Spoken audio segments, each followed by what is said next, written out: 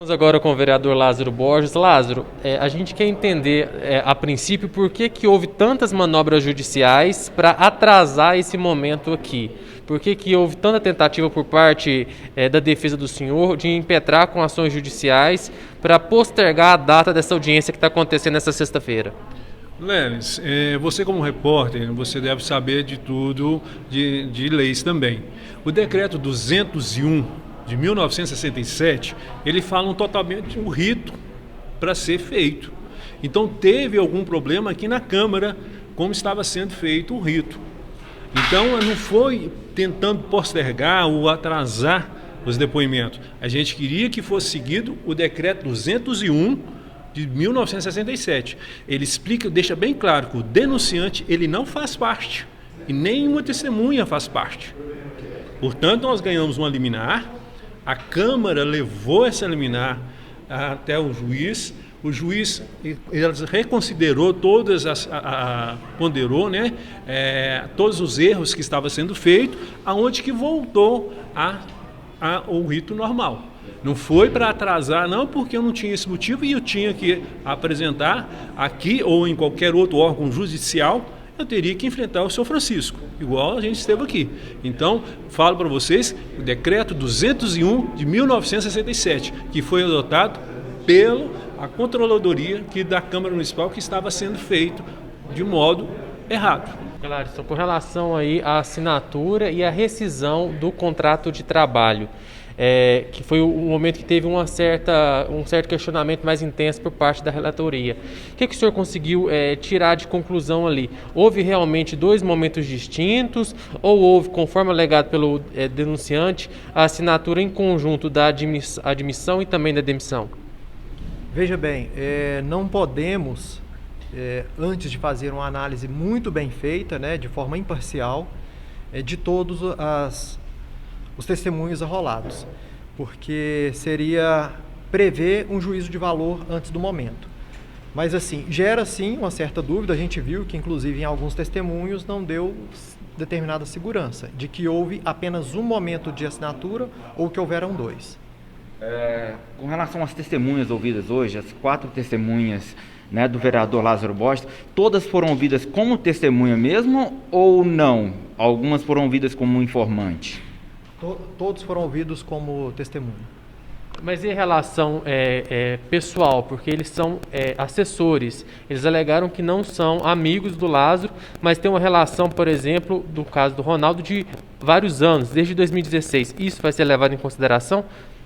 Veja bem, isso pode ser levado, mas há que ser levado também um testemunho apresentado pelas testemunhas, né? Haja visto que são pessoas de bem e vieram aqui para dizer a verdade. Agora, claro, a gente entende, como exposto pela assessora Carla, que foi perguntado a ela, que se culminasse no pior, claro, né, na pior das hipóteses, na cassação do vereador, se ela poderia perder o cargo de assessora, sim, isso seria visto como um prejuízo. Então, poderia-se entender que haveria, sim, um motivo para se testemunhar a favor. E com relação ao fato do advogado de acusação ele não ter participado da oitiva das testemunhas de defesa, né? Por que isso acontece? Porque, por exemplo, no caso do depoimento do senhor Francisco, o advogado de defesa, ele participou. Certo.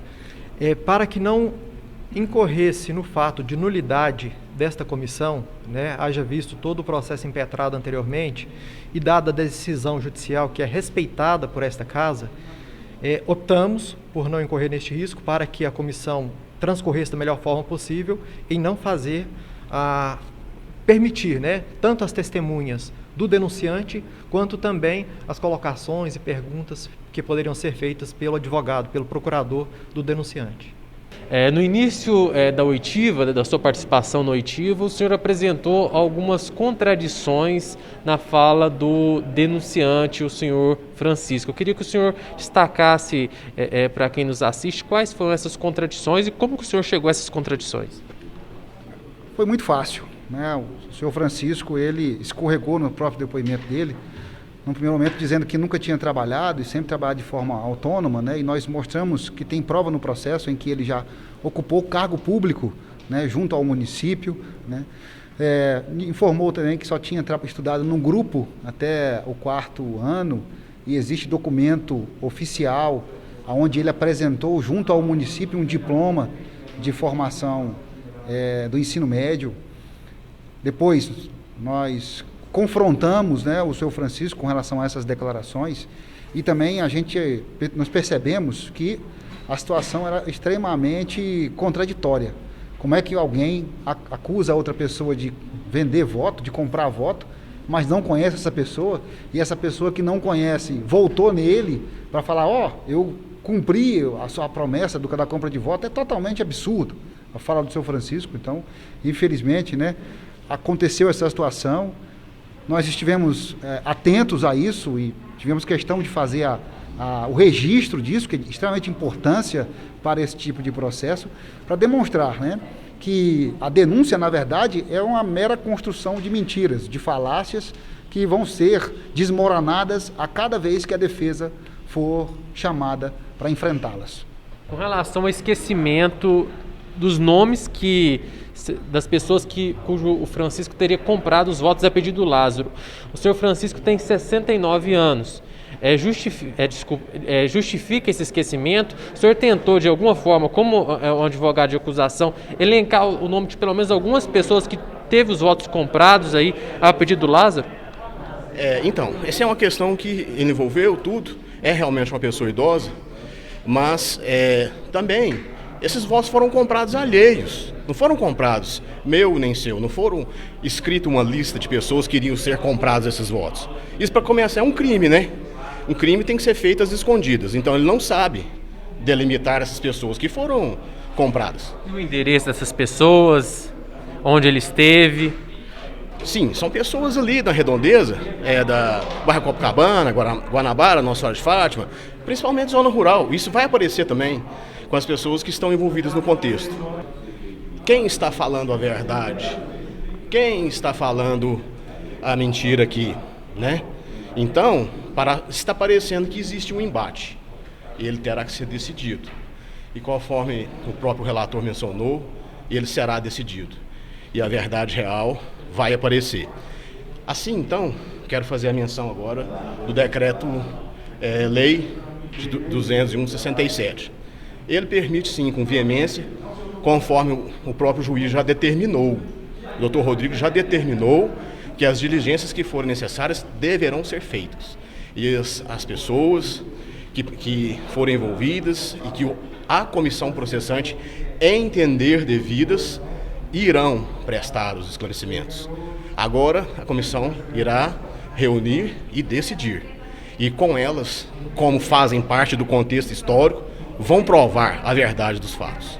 Um dos momentos que mais marcaram aí, a oitiva de hoje foi quando a senhora perguntou para o Lázaro quem estava falando a verdade. Como que a senhora classifica o depoimento de hoje? Eu classifico que há um abismo muito grande entre o depoimento de um e de outro, porque um foi totalmente o oposto do outro, né? Se foi nesse sentido, alguém está falando a verdade e alguém não está, né? Então, cabe agora à comissão analisar tudo, todos os procedimentos, todas as respostas e tirar as conclusões. Se bem que já foi solicitado, né, ouvir mais, parece que 3 pessoas. Então, quem sabe essas vão também fornecer mais subsídios para dar mais certeza para nós.